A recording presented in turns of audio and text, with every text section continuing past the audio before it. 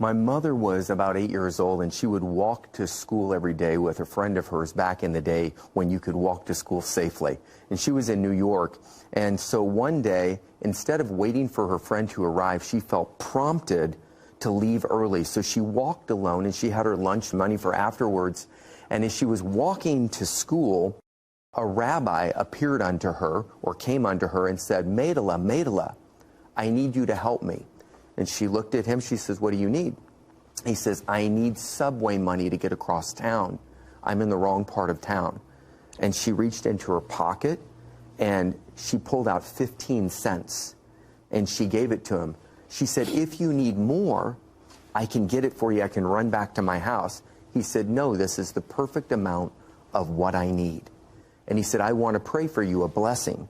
So he put his hand upon my mother's head, and as he prayed for her, what happened was the presence of God came on her, and she felt that presence of God. But Sid, what I didn't tell you was this: the minute the rabbi appeared, all of a sudden, all the traffic and everything on the street stopped instantly, and she was caught up in that moment of time.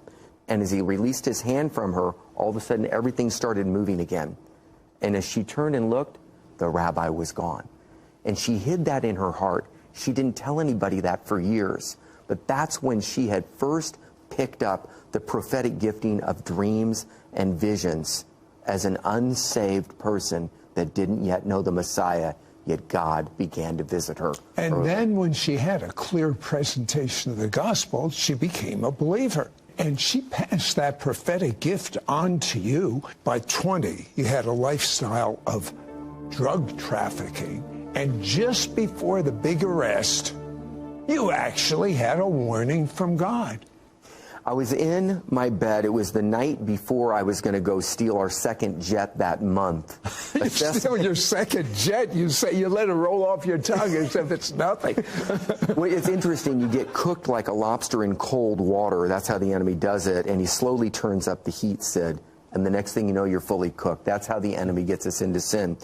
So it was our second jet that month. It was a Cessna Citation II jet, and it was going to come in blue and white. And in the dream, I saw an arrest scene. The plane didn't come in blue and white. It came in brown and white. It had a dent in the left wing. It wasn't at 8 o'clock in the morning. It was at 9:05 in the morning. And we were arrested right there. There was a Mercedes-Benz. We weren't going to have the Mercedes there. So none of this dream made sense because nothing lined up. And I woke up. And I was heart palpitating, and the phone rings. And I was rude to my mother on the phone. And that day, she said, "God, I give him to you. Preserve his life. Don't allow him to perish. Whatever you need to do to save him, I give my son to you." 24 hours later, this Mercedes-Benz shows up. The plane shows up late. Instead of 8 o'clock in the morning, it shows up at 9:05. It's a reverse sting operation with the U.S. Customs Service, the feds. And they rented a plane the night before with a dented wing. It was brown and white instead of blue and white, 9:05 in the morning. And we end up driving this Mercedes-Benz onto the tarmac in Boca Raton, Florida, and out comes feds out of planes, trains, automobiles, screwed Uzis into my ear, ruined my orange juice morning. I didn't pass go. I didn't collect $200. I spent the next 19 years, 6 months, a week, and a day in federal prison. I woke up in Leavenworth Penitentiary when if you're not right with God in Leavenworth, you're always just one heartbeat away from hell. But I had a praying mother.